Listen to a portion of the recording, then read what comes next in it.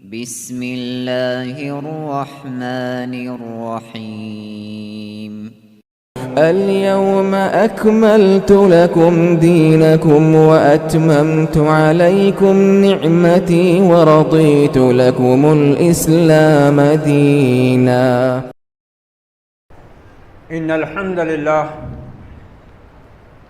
نحمده ونستعينه ونستغفره ونؤمن به ونتوكل عليه ونعوذ بالله من شرور أنفسنا ومن سيئات أعمالنا. من يهده الله فلا مضل له ومن يضلل فلا هادي له. أشهد أن لا إله إلا الله وحده لا شريك له وأشهد أن محمدا عبده ورسوله أرسله بالحق بشيرا ونذيرا وداعيا إلى الله بإذنه وسراجا منيرا. أما بعد فإن خير الحديث كتاب الله وخير الهدي هدي محمد صلى الله عليه وسلم وشر الأمور محدثاتها وكل محدثة بدعة وكل بدعة ضلالة وكل ضلالة في النار أو كما قال عليه الصلاة والسلام. أيها المسلمون والمسلمات، قال الله عز وجل في كتابه الكريم: أعوذ بالله السميع العليم من الشيطان الرجيم. بسم الله الرحمن الرحيم. يا أيها الذين آمنوا اتقوا الله حق تقاته ولا تموتن إلا وأنتم مسلمون.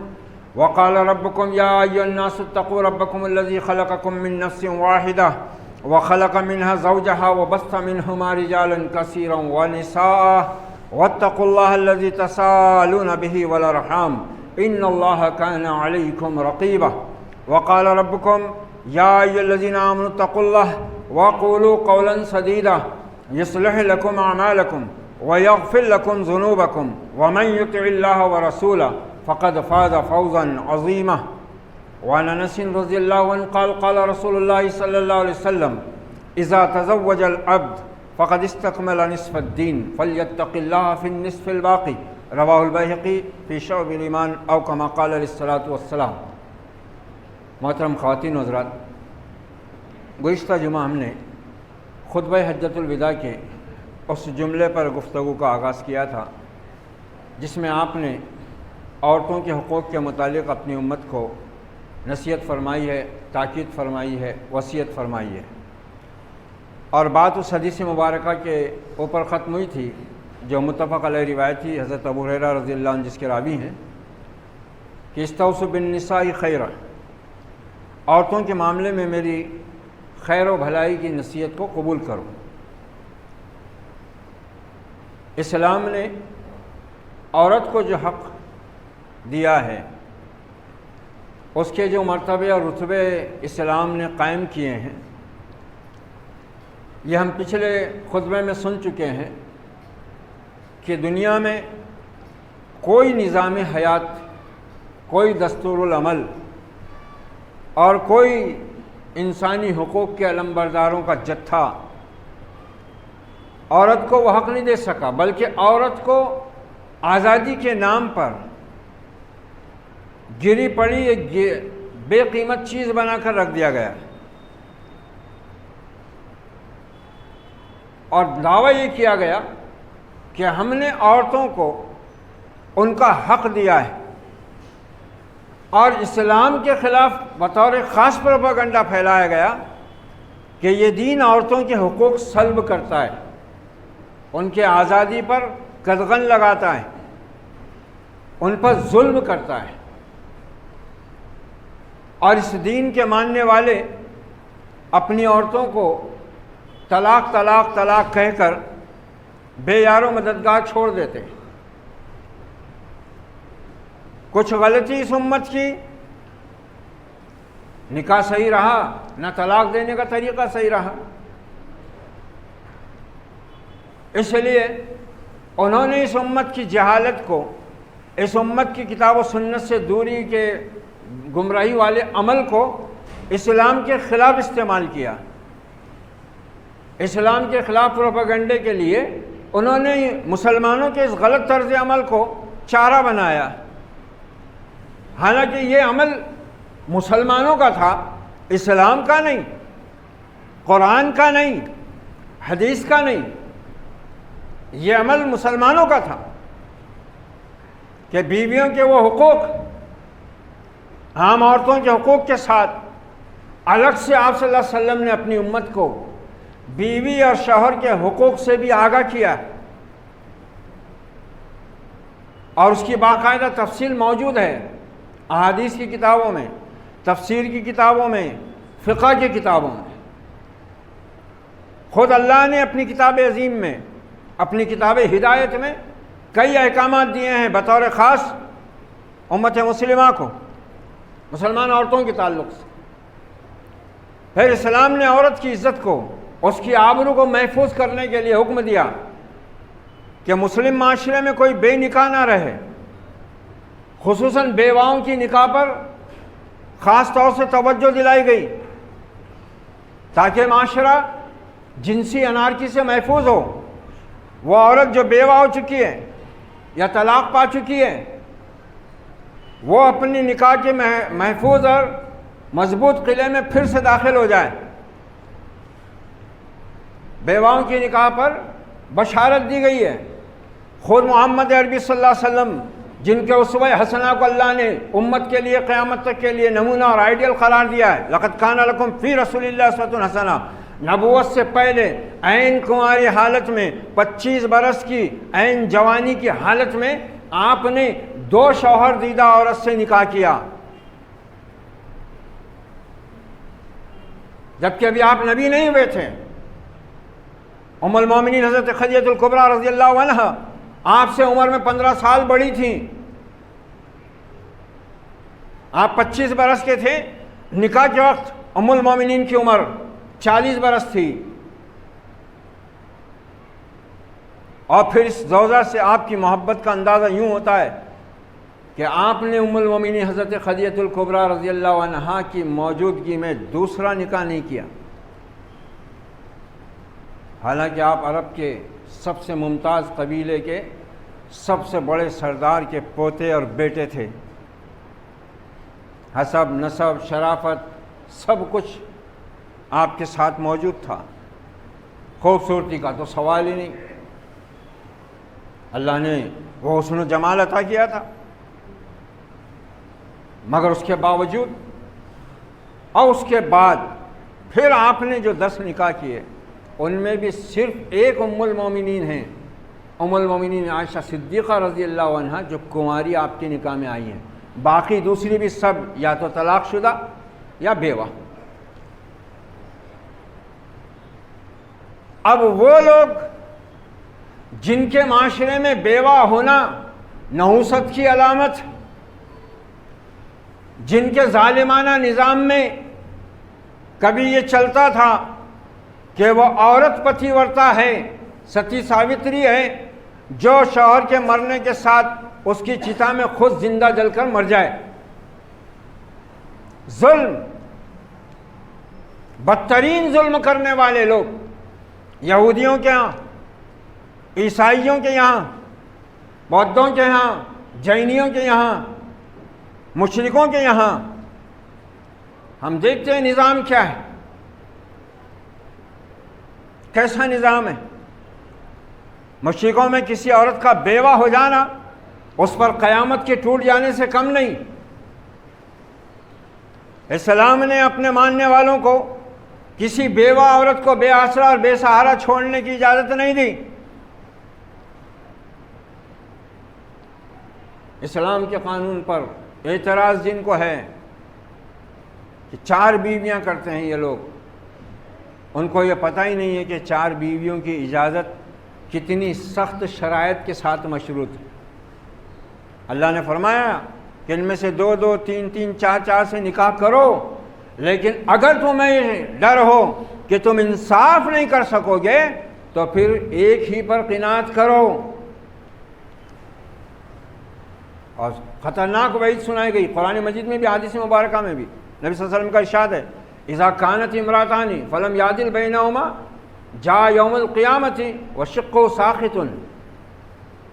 آپ صلی اللہ علیہ وسلم فرماتے ہیں کہ جس مسلمان کی 2 بیویاں ہوں اور وہ ان میں عدل نہ کرے، انصاف نہ کرے، تو قیامت کے دن اللہ کی بارگاہ میں اس طرح حاضر ہوگا کہ ایک حصہ اس کے جسم کا فالج زدہ شخص کی طرح جھکا ہوا ہوگا۔ عیاشی کے لیے، جنسی لذتوں کو بدل بدل کر حاصل کرنے کے لیے اجازت نہیں تھی.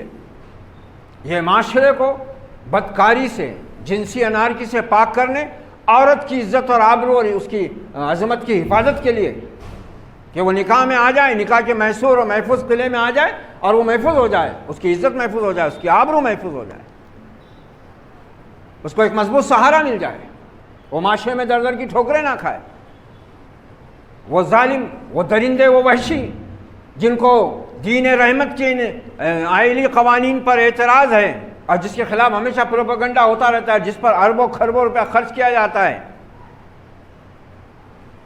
وہ ذرا دیکھیں کہ ان کے اپنے ملکوں، ان کے اپنے گھروں، ان کے اپنے اس میں کیا حالت ہے اس عورت کی. اسلام کے آئلی قانون پر اعتراض کرنے والے ان وحشیوں اور درندوں کو در حقیقت ڈر ہے، اور اسی سے ڈر نہیں ہے، اسلام کے پورے نظام سے یہ خوف کھاتے ہیں. بلکہ افسوس کے ساتھ کہنا پڑتا ہے کہ آج کا مسلمان بھی اسلام کا مخالف ہے. آج کا مسلمان بھی اسلام کا مخالف ہے، نمازیں پڑھ رہا ہے، روزے رکھ رہا ہے، سب ہے، مگر اسلام کا مخالف ہے.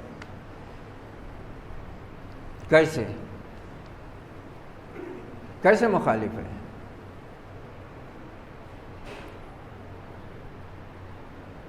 قرآن مجید میں اللہ تعالیٰ ارشاد فرماتا ہے ما کان للمؤمنین ولا مؤمنۃ اذا قضى اللہ ورسولہ امرا ان یکون لهم الخیرۃ من امرہم ومن یعص اللہ ورسولہ فقد ضل ضلالا مبینا.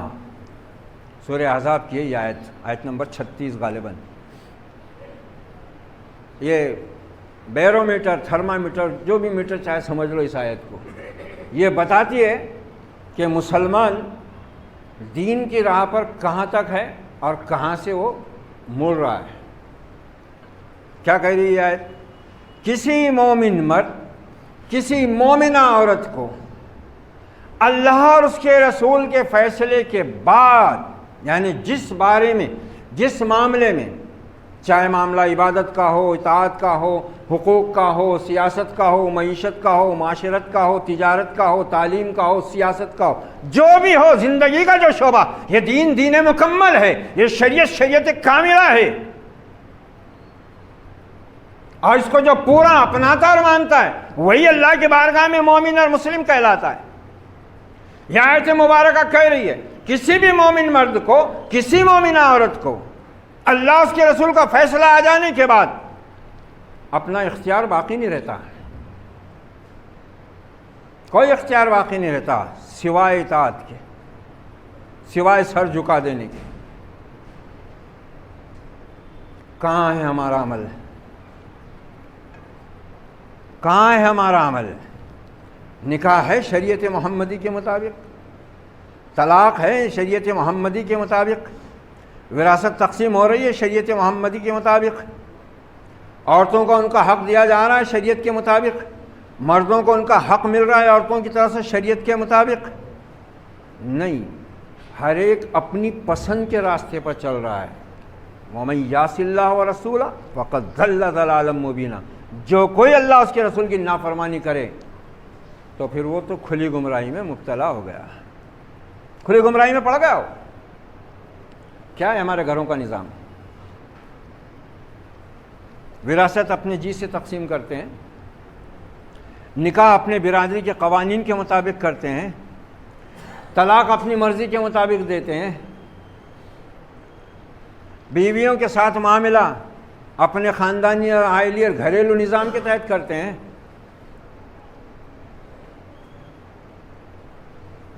عن معاویہ رضی اللہ تعالیٰ عنہ قلت یا رسول اللہ ما حق زوجت احدنا علی.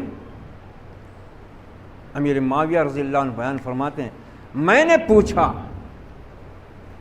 صحابہ کیا پوچھتے تھے اپنے نبی سے، صحابہ کیا پوچھتے تھے؟ دیکھ لو ان کے جتنے بھی سوالات ہیں، بہت سے تو قرآن میں ذکر ہوئے ہیں اور بہت سے احادیث میں آئے ہیں اور بہت سے سیرت میں آئے ہیں. وہ ہمارے جیسے سوال نہیں کرتے تھے. ہمارے سوالات کیسے رہتے؟ ہمارے سوالات دوسروں کی گمراہی اور دوسروں کو جہنم میں بھیجنے کے رہتے. ہم میں سے ہر ایک کو اپنی جنت دوزخ کی فکر نہیں ہے، دوسروں کی جنت دوزخ کی فکر ہم کو زیادہ ہے. یہ صورتحال ہے. امیر معاویہ رضی اللہ عنہ بیان فرماتے ہیں، قلت یا رسول اللہ، میں نے پوچھا اے اللہ کے رسول، ما حق زوجۃ احدنا علیہ، ہم میں سے ہر ایک پر اس کی بیوی کا حق کیا ہے؟ خطبہ حجۃ الوداع میں آپ نے کیا فرمایا اپنے صحابہ سے؟ فاتقوا اللہ فی النساء، اللہ کے معاملے میں، عورتوں کے معاملے میں اللہ سے ڈرتے رہنا. فإنکم اخذتموہن بأمان اللہ، کیونکہ تم نے ان کو اللہ کی امانت کے طور پر لیا ہے. واستحللتم فروجہن بکلمۃ اللہ، اور تم نے ان کی شرمگاہوں کو اپنے لیے حلال کیا ہے اللہ کے نام سے، اللہ کے کلمے سے. صحابہ کو آپ نے یہ اتنا جملہ کہہ دیا. وہ صحابہ اکرام تھے، پورا دین ان کے سامنے نازل ہوا تھا اور پورے دین کو وہ اختیار کر چکے تھے. وہ اس آیت کو ہمیشہ سامنے رکھتے تھے کہ اللہ اس کے رسول کے مقابلے میں ہمارا کوئی اختیار، نہ کسی اور کا کوئی اختیار. اللہ کے فرمان، نبی کے فرمان کے آگے کسی کی بات نہیں چلے گی، چاہے کوئی اپنے وقت کا کتنا ہی بڑا قطب ابدال امام اور کچھ بھی ہو، خاندان کا کوئی کتنا ہی بڑا بزرگ ہو، شریف ہو. اللہ اس کے رسول کے مقابلے پہ اگر کسی کا عمل، کسی کی بات آ رہی ہے، مومن کے قدموں کے نیچے دفن ہونی چاہیے، تب وہ ایمان والا ہے، تب وہ اسلام کی راہ پر ہے. امیر معاویہ پوچھتے ہیں، میں نے پوچھا اللہ کے رسول، ہم میں سے ہر ایک پر اس کی بیوی کا حق کیا ہے؟ کیا ارشاد ہوتا ہے؟ قال، محمد عربی صلی اللہ علیہ وسلم نے اپنے صحابی سے فرمایا، ان تطعمها اذا طعمت، پہلا حق یہ ہے تم میں سے ہر ایک پر اپنی بیوی کا کہ جب تم کھاؤ اسے کھلاؤ. کیا مطلب؟ جب تم کھاؤ اسے کھلاؤ کا مطلب کیا ہے؟ یعنی جو بھی تم کھاؤ، گھر کو لا کے دیا بیگن اور خود چلا گل مہر میں. شریعت سمجھو، دین سمجھو، یہ حق تلفی ہے، حق تلفی ہے عورت کی. یہ گھر کو پکایا مسحور کی دال اور خود چلا ایور گرین میں، الفا میں، گلشن میں. یہ جو کہا نا آپ نے کہ جب تم کھاؤ اسے کھلاؤ، اس میں یہ مطلب ہے جو تم کھا رہے ہو وہ بیوی کو کھلاؤ. مگر نہیں، ابھی یہاں سے نکلیں گے سیدھا ہوٹل میں بیٹھیں گے، گلاب جامن، قلاقند، چائے اور جیب میں ہاتھ ڈال کے گھر چلے جائیں گے منہ لے کے. تو گھر میں جو بیٹھی ہے اس کا حق کیا ہے؟ میں بتانا، وہ سورہ احزاب کی آیت سامنے رکھو، بیرومیٹر، وہ بالکل بتاتی ہے ہم کہاں کہاں بھٹک رہے ہیں. حق نہیں ملتا ہمارے معاشرے میں، ہمارے گھروں میں بیویوں کو ان کا. شوہروں کے حقوق پر بھی آؤں گا میں، کیونکہ اللہ کے نبی نے ان کے بھی حق بتائے ہیں، مگر پہلے یہ تو سمجھو، ان تطعمها اذا طعمت، جب تو کھائے اسے کھلا. وہ تکسوها اذ اکتسیت، اور اس کو پہنا جب تو پہنے. اس کا بھی وہی مطلب ہے، یعنی جس قیمت کا کپڑا تم پہن رہے ہو اسی قیمت کا ان کو بھی پہنا. اب یہ اور بات ہے، اللہ کے نبی نے فرمایا امت کو، وہ جو حضرت ابو ہریرہ رضی اللہ عنہ علی روایت ہے کہ فاستوصوا بالنساء خیرا فإنهن خلقن من ضلع وإن أعوج شيء في الضلع أعلاه فإن ذهبت تقيمه كسرته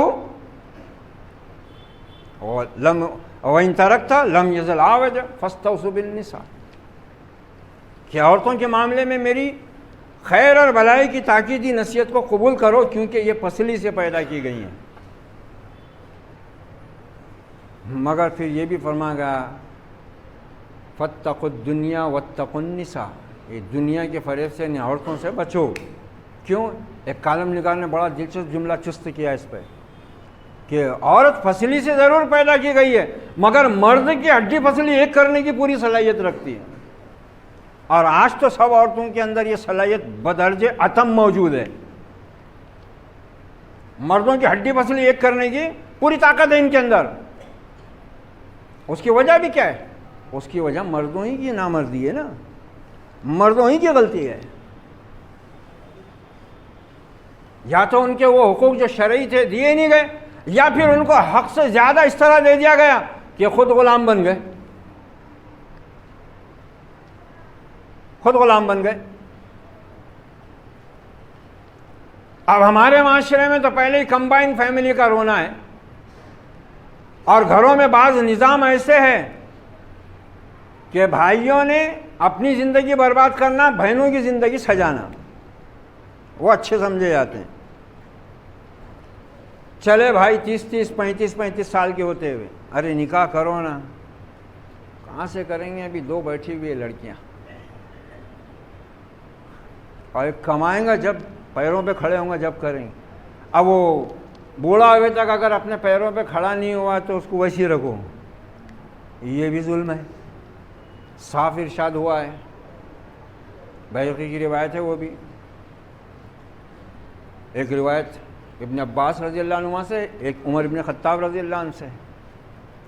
حضرت عمر فرماتے ہیں کہ اللہ کے رسول نے فرمایا کہ تورات میں مکتوبن فی التورات، تورات میں لکھا ہوا ہے کہ جب کسی کی لڑکی 12 سال کی ہو جائے، 12 سال سے مراد یہ کہ صحراؤں کے علاقے میں لڑکی 9 سے 10 سال کی عمر میں بالغ ہو جاتی ہے۔ خود ہمارا جو شمالی حصہ ہے ہندوستان کا، ہم نے وہاں 12 سال کی لڑکیوں کو 2 بچوں کی مائیں دیکھا ہے۔ اسلام پسند ہی نہیں کرتا بالغ ہونے کے بعد مرد اور عورت کو بے نکاح رکھنا، کوئی شرعی عذر ہے، کوئی اور معاملہ ہے۔ یہاں تک کہ فرمایا گیا کہ اگر تم میں سے کوئی غربت کا مارا ہوا ہے تو وہ اپنی ایمان و عقیدے اور اپنے کردار کی حفاظت کے لیے اللہ کا نام لے کر نکاح کر لے، اللہ اپنے فضل سے اسے غنی کر دے گا، ڈرے نہیں ہو۔ اور یہاں دیکھو، وہ میں نے بتایا نا، اللہ اس کے رسول کا فیصلہ آنے کے بعد اپنی عقل چلا رہے ہیں، نہیں ابھی وہ اس کا کچھ بھی نہیں ہے، ابھی کچھ کر رہا نہیں، وہ اس کو تو پال رہے، اس کی عورت کو پالیں گے کیا؟ تو پھر یہ ذمہ داری کس کی ہے؟ آپ صلی اللہ علیہ وسلم نے فرمایا کہ لڑکا یا لڑکی بالغ ہو جائے، اسی حدیث میں، اور وہ بیہقی والی دوسری حدیث جو ابن عباس رضی اللہ عنہ سے مروی ہے، کہ لڑکا یا لڑکی جب بالغ ہو جائے اور ماں باپ بلا وجہ تاخیر کریں اس کے نکاح میں، اور اس دوران میں وہ لڑکا یا لڑکی اپنی فطری خواہش سے مجبور ہو کر گناہ کا ارتکاب کر بیٹھے، تو اس کا وبال فَإِسْمُهُ وَلَا أَبِيهِ، اس کے باپ پر ہو۔ اور یہ آج جو ماحول میں ہم جی رہے ہیں، یہ تو اتنا بھیانک ماحول ہے کہ شادی شدہ لوگ بہک رہے ہیں، عجیب نظام گھروں کا بنا کر رکھے ہوئے، کنبہ پروری کی عجیب ہی لوگوں نے اپنی سبیلیں بنا لی ہیں۔ کوئی بیچارہ بھائی ہے، وہ اپنے بھائیوں کی زندگی سنوارنے میں لگا ہوا ہے، اپنے بیوی بچوں کا اس کو خیال ہی نہیں، نہ گھر کے بڑوں کو خیال ہے، تو ہی کرتے رہے بیٹا، تو اس کے بیوی بچے کہاں جائیں گے؟ بھائی اپنی زندگی بنا کر مست ہو گئے، جس نے زندگی بنائی اس کو پلٹ کر دیکھنے کو بھی تیار نہیں اب کہ کس حال میں کیسے جی رہا ہے۔ اور ماں باپ کے تو عجیب ہی ذہن بنے ہوئے، مسلمان کہے گئے، نہ کتاب و سنت سے واسطہ ہے نہ کچھ ہے، بس کماؤ، ہمارا پورا کرو، ہماری بیٹیوں کا پورا کرو۔ ارے اسلام نے شوہر کو ذمہ دار بنایا نا، جب شوہر ہو گیا، ہاں وہ اگر واقعی مجبور ہے، اس کو ضرورت ہے، تو کوئی حرج نہیں مدد کرنے میں، مگر پہلے تو اس پر اس کی بیوی اور بچوں کا حق ہے نا، کہ بہن اور اس کے شوہر اس کے بچوں کا حق ہے۔ عجیب ذہنیت بنی ہوئی لوگوں کی۔ اور عورت جو عورت پر ظلم کرتی ہے نا گھر میں، اتنا ظلم کوئی بھی نہیں کرتا۔ بہوؤں کا کیا حال ہے ہمارے گھروں میں؟ وہ سب کی خدمت کرے، سب کا کھانا تیار کرے، سب سے آخر میں کھائے، وہ بہو سمجھی جاتی ہے بہو بہت اچھی ملی ہم کو، نوکرانی ملی ہے ایک دم ٹاپ کی، سب کی خدمت کرتی ہے، اس کو بولتے خاندانی لڑکی۔ اس ظلم کی شریعت میں اجازت ہے؟ یاد رکھو، بہو کو اگر اس طرح سے ستایا جا رہا ہے، اس کے حقوق پر ڈاکے ڈالے جا رہے ہیں، ساس کی طرف سے ہو یا نندوں کی طرف سے ہو یا جیٹھ جٹھانی کی طرف سے ہو یا اور کوئی سسرالی رشتہ داروں کی طرف سے ہو، یاد رکھو کہ نبی عربی صلی اللہ علیہ وسلم نے تنبیہ فرمائی ہے، اتقوا دعوت المظلوم، مظلوم کی بد دعا سے بچنا، کیونکہ اس کے اور رب کے درمیان کوئی رکاوٹ حائل نہیں ہوتی، چاہے وہ مظلوم کافر ہی کیوں نہ ہو۔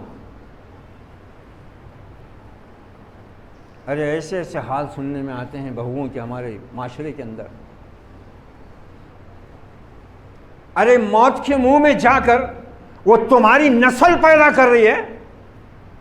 کس کی نسل پیدا کر رہی ہو؟ اپنے ماں باپ کی کہ تمہاری؟ اور حالت یہ ہے کہ بہو اگر سیزر سے اس کی ڈیلیوری ہو رہی ہے تو بھی تانا ہے، کیا ہی اس دن سے دوا کھانا ہے، لڑکا ہمارا پریشان ہو گیا پیسہ لگاتے لگاتے۔ ارے اس کے ہاتھ کی بات ہے، یہ انتہائی کم ظرف کمینی فطرت کے لوگوں کی فطرت ہوتی ہے۔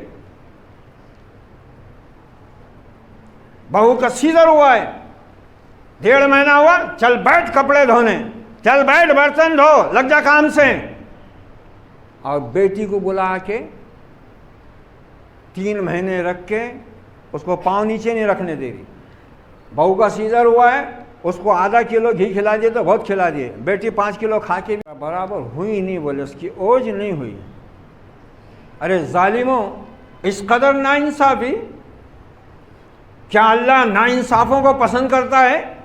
کیا اللہ ناانصافوں کو ہدایت دیتا ہے؟ ان اللہ لا یہدی القوم الظالمین،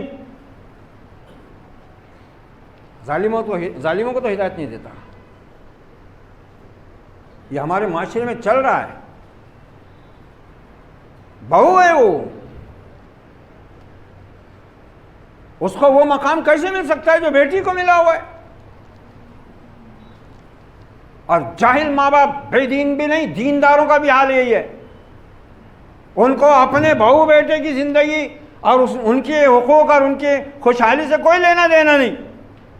تو مرتا مر، سڑک پہ رہتا سڑک پہ رہے، کھاتا کھا، نہیں کھاتا مت کھا، مگر ہمارا باپ پورا کر، ہماری بچی کا پورا کر۔ پھر یہ عورت، یہ جو ساس بن کر بیٹھی ہوئی ہے نا، اس کی حالت یہ ہے، اس کو نہ خدا کا خوف ہے، نہ شوہر اس پر قابو رکھتا ہے۔ اور عجیب حال ہے ہمارا، جب عورت محبت کی، پیار کی اور اپنے شوہر کی الفت کی محتاج ہوتی ہے، ضرورت مند ہوتی ہے، اس وقت تو اس کو وہ دیتے نہیں، اور آخر عمر میں پہنچ کے کیا کرتے؟ پورے غلام ہو جاتے، اپنی لگامی اس کے ہاتھ میں دے دیتے، اب وہ بھی اپنے پورے بدلے نکالنا شروع کر دیتی۔ پھر نکاح میں اللہ نے فرمایا سورہ روم کے اندر، سورہ اعراف میں بھی، کہ ہم نے تمہاری جوڑے بنائے ہیں تم میں سے تاکہ تم سکون پاؤ۔ ہے سکون گھروں میں؟ شوہروں کو سکون ہے بیویوں کا؟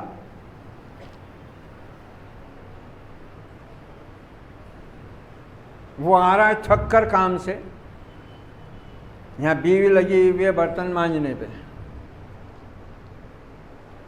وہ آ رہا ہے تھک کر کام سے، یہاں بیوی لگی ہوئے کپڑے دھونے میں، بال بکھرے ہوئے۔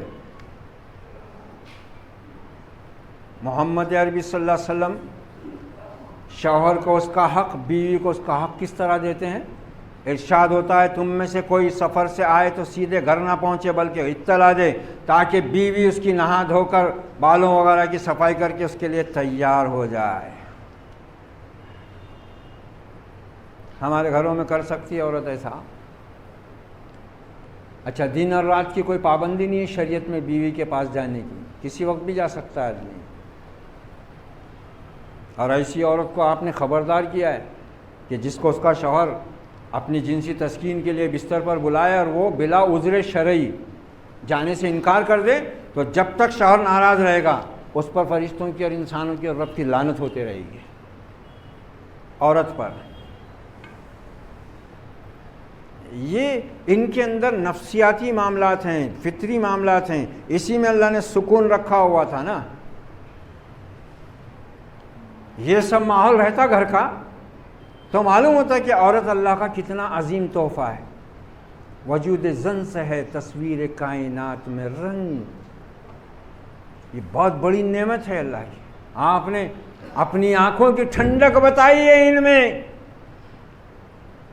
یہ آج وبال جان بن گئی ہوئی ہے.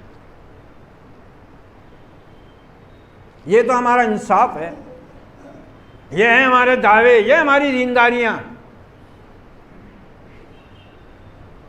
یہ انصاف ہے. یہ بیٹی داماد الگ ہو تو سجدہ شکر ادا کر رہے ہیں، بہو بیٹا الگ ہو تو پورے گاؤں سے بدنامی کرتے پھر رہے ہیں، خاص طور سے دوسرے کی بیٹی کی. انصاف کی بات کرنے کو تو کوئی تیار ہے ہی نہیں کہ بھائی بہو بیٹا الگ ہوئے تو وجہ کیا ہے. کچھ بھی نہیں بولے، ہمارے گھر میں بالکل سب فری ہے، ہمارے بچے آتے تو اپنا خود کا کام کر لیتے ہیں. حالانکہ یہ اتنے ناانصاف اور جھوٹے ہیں بدماش کہ ان کے گھر کی اگر اندرونی کیفیت لی جائے تو معلوم ہوتا ہے کہ گھروں میں اکثر یہ بیٹیاں آ کر مہارانیاں بن کر بیٹھتی ہیں، اور زیادہ سے زیادہ کوشش ان کی یہ ہوتی ہے کہ یہ جو بہو ہے گھر کی، اس کو کیسے زیادہ سے زیادہ دکھ دیا جائے، تکلیف دی جائے. اور ایسے میں اگر شوہر نے ذرا بھی اپنی بیوی کی حمایت کر لی، بس وہ تو گیا پھر جہنم میں. ماں بولتی دودھ نہیں بخشوں گی، جبکہ اس کے باپ کا نہیں ہے، وہ دودھ بخشنا کوئی ناٹک نہیں ہے شریعت میں. ابا بولتے آگ کر دوں گا، نکل جا گھر سے، میں کچھ نہیں دوں گا. بہن بولتی ہے کیا ہوگا بھیا کو، کبھی بھی باہر سے آئے تو پہلے میرا نام پکارتے تھے، اب میرے کو دیکھ رہے بھی نہیں. کہاں سے دیکھیں گا؟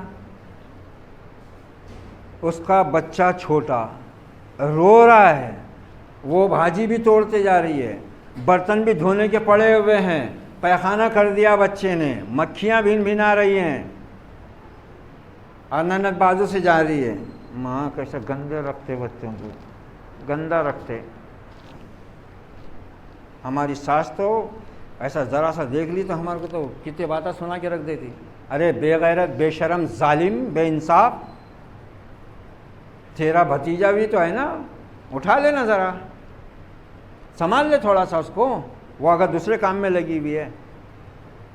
ارے محمد عربی صلی اللہ علیہ وسلم، میں بتانا سورہ احزاب کی آیت، اللہ اور اس کے رسول کا فیصلہ آنے کے بعد نبی اکرم صلی اللہ علیہ وسلم کے بارے میں امہات المومنین شہادت دیتی ہیں کہ آپ صلی اللہ علیہ وسلم گھر میں تشریف لاتے اور ہم میں سے کوئی آٹا گوندتی رہتی اور آپ اپنے کام سے ہم کو اٹھا دیتے تو جب تک ہم وہ کام کر کے آ جاتی تب تک آپ آٹا گوندنے بیٹھ جاتے تھے. تم مت کرنا، بہت اماں ماریں گی.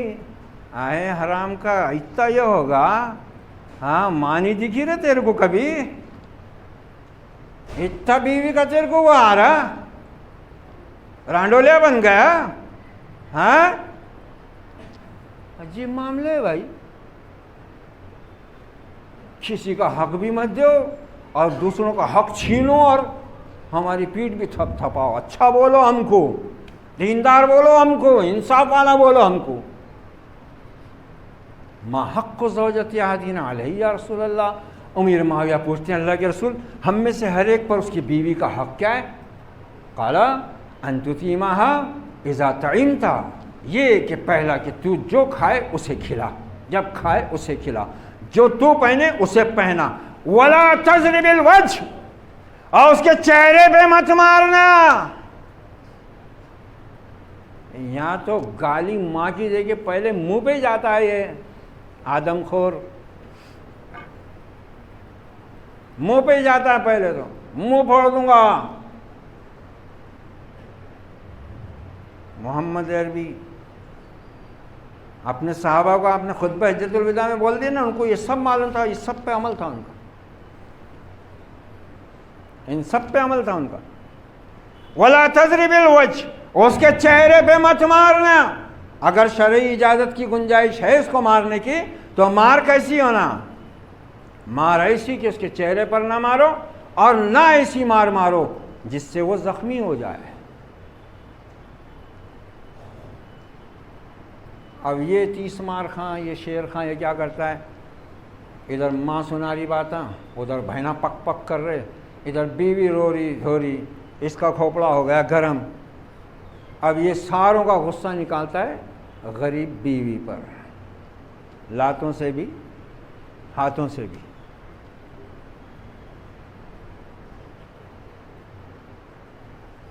میکے والے کچھ بول بھی نہیں سکتے۔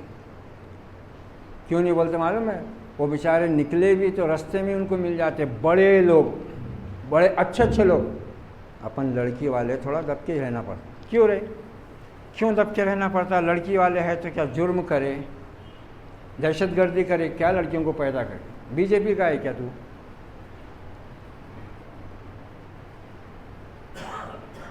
لڑکی والے اپن زور سے نہیں بولنا۔ اچھا، لڑکے والے کتنے بھی زور سے بولنا، کچھ بھی بولنا، گالیاں دینا، بے عزت کرنا، کچھ بھی جائز ہے۔ محمد الرسول اللہ تو یہ بول رہے ہیں وَلَا تَضْرِبِ الْوَجْهِ وَلَا تُقَبِّحْ، اور اس کو گالی گلوچ اور لعنت ملامت مت کرنا۔ یہ تو اس کے ابا بھی اور یہ بھی پیدا ہوئے اس وقت سے گالیوں کے جھولے میں انہوں، جب تک گالی نہیں دیتے نہ ان کو مزہ آتا نہ گھر والوں کو مزہ آتا۔ گھر والے بھی اسی وقت زندہ سمجھتے اس کو جب یہ گالی دیتا، نہیں ہے بڈھا زندہ ہے بولے، آ رہے نا گالیوں کی آواز آ رہے بولے۔ یہ صورتحال ہے۔ وَلَا تُقَبِّحْ، کتنی باتیں ہو گئی؟ جب تو کھائے اسے کھلا، جب تو پہنے اسے پہنا، اس کے چہرے پہ مت مار، اس کو گالی گلوچ لعنت ملامت مت کر۔ 4 چیزیں ہو گئی۔ اب ان 4 چیزوں پر عمل ہے مسلمانوں کا، چاروں پہ عمل ہے۔ ویسے میں نے بتایا نا کہ آج وہ بات تو نہیں ہے، اب مرد کے پاس تو وہی گنتی کے 2-4 جوڑے ہیں، بیگم کے پاس لیکن الماری میں جگہ نہیں ہے رکھنے میں۔ جو بھی کپڑے والا آواز لگایا گلی میں، جب بھی اس کا جانا ہوا ناندیڑ حیدرآباد، شو روم میں اس نے پہنچنا ہی پہنچنا ہے۔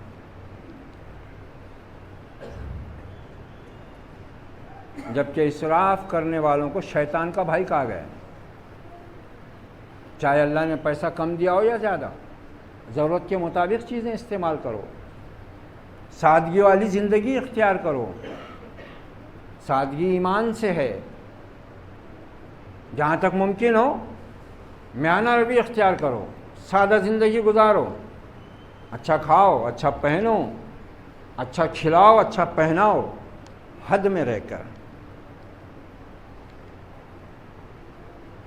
تو ان کے تو کپڑوں کا کچھ ٹھکانہ ہی نہیں۔ یہاں تک کہ کچھ عورتوں کا تو حال یہ ہے کہ نہ اپنے شوہر کی معاشی کنڈیشن کو دیکھتی ہیں، نہ اس کی طاقت کو دیکھتی ہیں۔ چھوٹے بچے جن کو پیشاب پاخانے کا بھی ابھی شعور نہیں، اس کو بھی ان کا کہنا ہوتا ہے 1000 روپے سے کم لانا نہیں، دیکھو اس کا ڈریس۔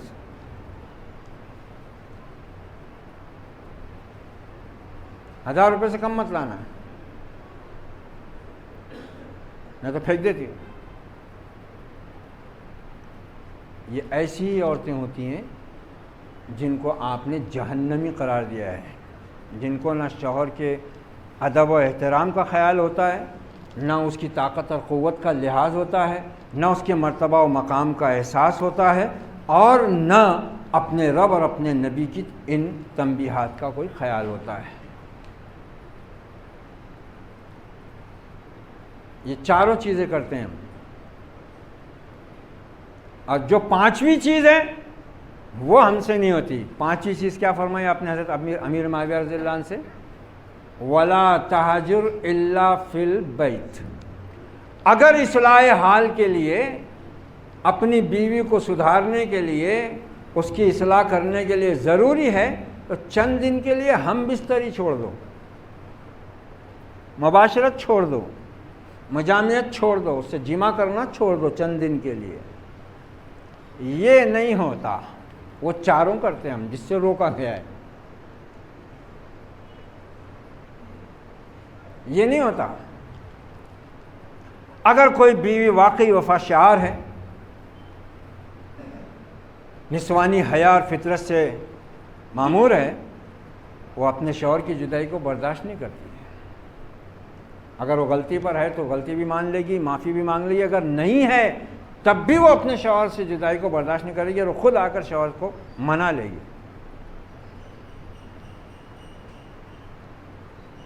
محمد الرسول اللہ صلی اللہ علیہ وسلم نے اپنی امت کو تو یہ تعلیم بھی دی ہے. کیا پیارا انداز ہے.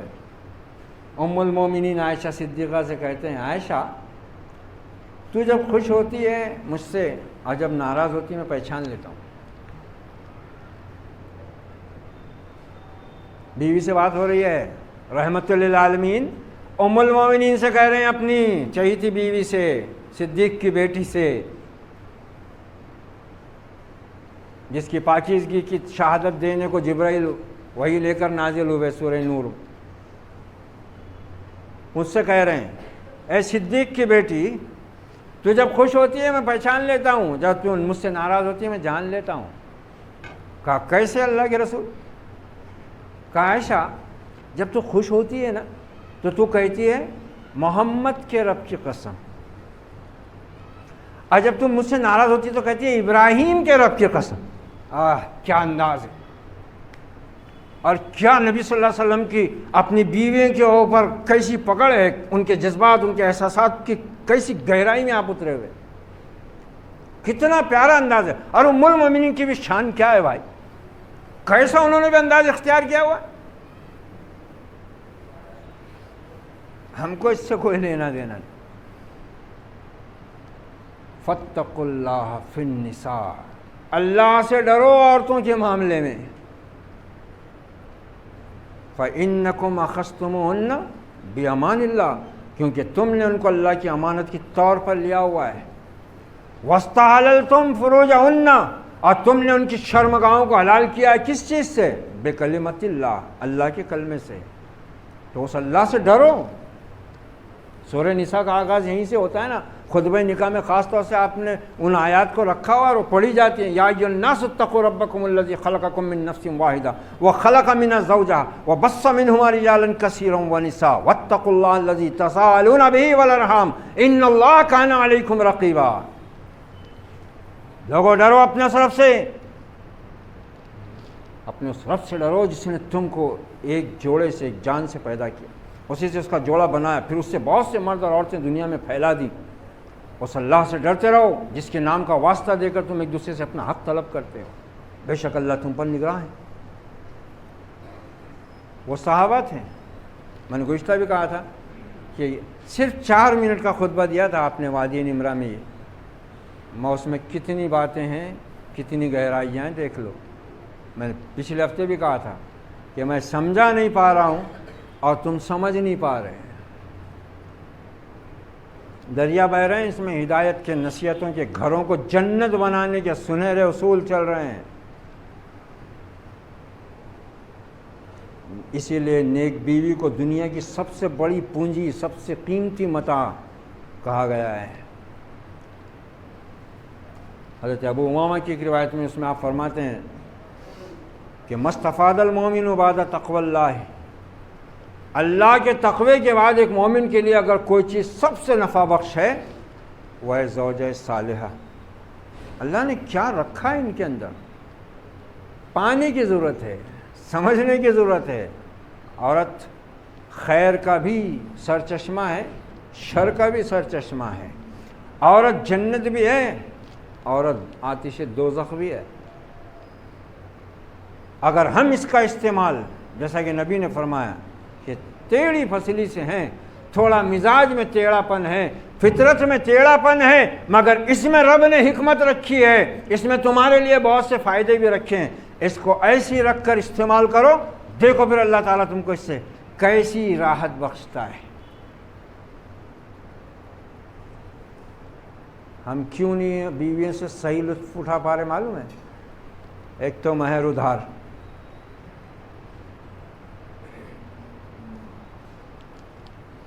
داداؤں کے اباؤں کے تو ڈولے کے ساتھ ہی چلے گئے، مہر دیے ہی نہیں، آخر میں معافی کرائے۔ جس عورت کا مہر ادا نہیں کیا جاتا نا، اس سے انسان کو لذت صحیح طریقے سے حاصل نہیں ہوتی، کیونکہ وہ حلالی ہو رہی ہے اس رقم سے۔ حق الشروط سب سے زیادہ پورے کیے جانے کے قابل شرط بتایا آپ نے، عقبہ ابن عامر کی روایت ہے کہ وہ مہر ہیں جس کی وجہ سے شرمگاہ حلال ہوتی ہے، وہ ادا کرو۔ خود قرآن نے سورہ نساء میں بار بار کہا ہے وَآتُوا النِّسَاءِ صَدُقَاتِهِنَّ نِحْلًا، عورتوں کے مہر خوش دلی سے ادا کرو، وَعَاشِرُوهُنَّ بِالْمَعْرُوفِ، اور معروف کے مطابق ان کے ساتھ زندگی جیو۔ کہاں سے جیے گا؟ گھروں کا نظام ایسا، تو جا گڈھے کھود، اینٹاں اٹھا، گارا ڈھو، کچھ بھی کر، مرتا کیوں نہیں؟ پہلے بہنوں کو اٹھا، اب اٹھا دیا تو بیڑا پار ہوتا کیا؟ نہیں، اٹھانے کے بعد اب اس کو مرتے دم تک اٹھاتے ہی رہنا ہے۔ ڈیلیوری ہے، چل ماں باپ کے ہاں، بیمار ہے، جا ماں باپ کے ہاں، مرد کو کمانے کے واسطے پیسے کی ضرورت ہے، لا تیرے باپ سے، بے غیرت دیوس۔ قرآن تو کہہ رہا ہے کہ ہم نے مردوں کو عورتوں پر فضیلت دی ہے اسی لیے کہ وہ اپنا مال خرچ کرتے ہیں۔ کیا لطف اٹھائیں گے؟ اللہ اس کے رسول پر ایمان کا دعویٰ کرنے کے بعد اللہ اس کے رسول کے فیصلے سے ہر جگہ زندگی میں ہم بغاوت کر رہے ہیں۔ زندگی اور اس کی رحمتوں اور برکتوں سے فیضیاب ہونا ہمارے نصیب میں ہو ہی نہیں سکتا۔ قرآن کہہ رہا ہے کہ ہم نے تمہاری بیویاں تمہارے لیے اسی لیے بنائی ہیں کہ تم ان سے سکون حاصل کرو، اور حقیقت یہ ہے کہ عورت کے اندر اللہ نے جو سکون، جو راحت، جو کشش، اور مرد کے لیے قوت فراہم کرنے کا جو ذریعہ رکھا ہے نا، کسی اور میں نہیں ہے۔ شرط یہ ہے کہ آدمی اللہ کی اس انعام، اس فضل، اس کرم کو استعمال کرنا سیکھے شریعت کے طریقے کے مطابق، پھر دیکھو زندگی کیسے جنت بنتی ہے، پھر دیکھو کہ وہ بیوی کیا ثابت ہوتی ہے۔ اور چونکہ مرد ذمہ دار ہے، اس لیے سب سے پہلے اس کو اپنا حق ادا کرنا ہوتا ہے۔ قرآن نے بھی کہا، صاحب قرآن نے بھی کہا، صحابہ اکرام کی پوری سیرت گواہی دے رہی ہے کہ وہ لوگ عورتوں سے، حالانکہ یہ وہی لوگ تھے جن کے عورت کا رتبہ کیا تھا، ارے باپ مر جاتا تو بیٹا اپنی بیوہ ماں پہ کپڑا ڈال دیتا اور اس کو اپنی بیوی بنا لیتا۔ یہ صورتحال تھی ان کی۔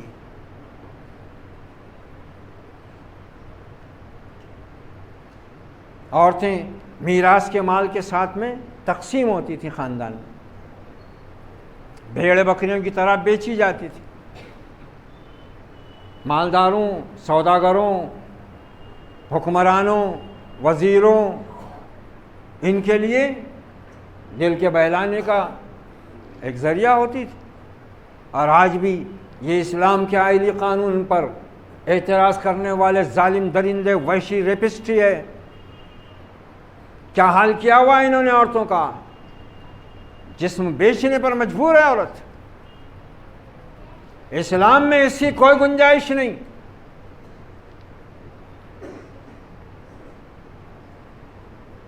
سو جا بیٹا، سو جا،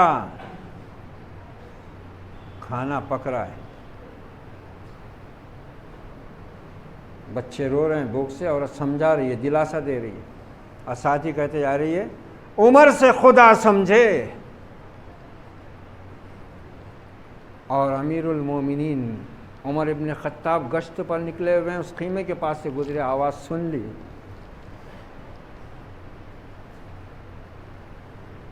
اندر داخل ہوئے، کہا کیا بات ہے، کہاں سے آئی ہو تم؟ کہا میں فلاں قبیلے کی ہوں، کوئی گھردار ہے نہیں، خیموں میں زندگی بسر ہوتی ہے، چلتے پھرتے رہتے ہیں، کھانے کمانے کو کچھ ہے ہی نہیں، بچے بھوک سے رو رہے ہیں۔ کہا تو پھر یہ ہانڈی چڑھائی ہوئی ہے تم نے؟ کہا اس میں تو پانی ڈال کے میں نے کنکر پتھر ڈال رکھے ہیں، اس کی آواز سے بچوں کو تسلی دے رہا ہوں کہ کھانا پک رہا ہے تاکہ سو جائیں۔ کہا تو پھر تم کو بیت المال سے وظیفہ نہیں ملتا؟ کہا عمر سے تو خدا سمجھے، اس کو اپنی رعایا کا خیال کہاں ہے؟ کہا کہ عمر کو اتنے دور دراز کے علاقوں کی کیسے خبر؟ کہا اگر خبر نہیں ہو سکتی اور وہ انتظام نہیں کر سکتا تو اتنی بڑی حکومت کرتا کیوں ہے؟ اس سے تو میں قیامت میں بدلہ لوں۔ الٹے پاؤں بھاگتے ہوئے بیت المال آئے، آٹے کی بوری، گھی کا ڈبہ، کھجور، پنیر، جو کچھ تھا کھانے پینے کا سامان سب بھر کر پیٹھ پر لادے اور نکلے۔ غلام نے کہا امیر المومنین یہ زحمت آپ کیوں کرتے ہیں، میں ہوں نا۔ کہا کل وہ عورت جب مجھ کو اللہ اس کے رسول کے سامنے پکڑے گی تو بوجھ اٹھائے گا میرا؟ نہیں نا، یہ بوجھ میں ہی اٹھاؤں گا۔ اپنی پیٹھ پر لاد کر لے گئے، ہاتھ سے کھانا بنایا، بچوں کو کھلایا، عورت کو کھلایا۔ عورت نے کہا خلیفہ بننے کے قابل تو تم ہو نہ کہ عمر۔